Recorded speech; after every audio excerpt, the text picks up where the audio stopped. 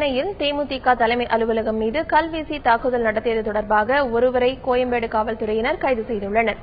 கண்காணிப்பு கேமராவில் பதிவான காட்சிகளை ஆய்வு செய்த போலீசார் சதீஷ் என்ற இளைஞரை கைது செய்து விசாரணை நடத்தி வருகின்றனர்.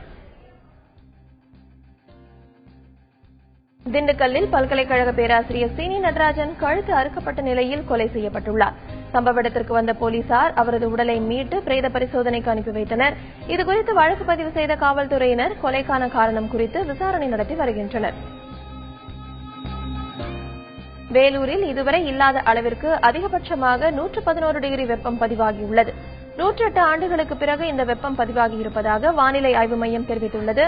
இனி வரும் நாட்களில் பெரும்பாலான நகரங்களில் வறண்ட வானிலையும் வெப்ப அலையின் தாக்கம் கடுமையாக நிலவும் எனவும் எச்சரிக்கை விடுத்துள்ளது. கோவை மாவட்டம் வால்பாறை பகுதியில் பலத்த இடியுடன் கூடிய ஆலங்கட்டி மழை பெய்தது. கடந்த ஒரு மாதமாக வெப்பத்தில் தாக்கம் அதிகமாக இருந்த நிலையில் திடீரென பெய்த மழையால் மக்கள் மகிழ்ச்சி அடைந்துள்ளனர். திடீர் மழையால் வால்பாறை பகுதிகளில் வெயிலின் தாக்கம் சற்று தணிந்துள்ளது.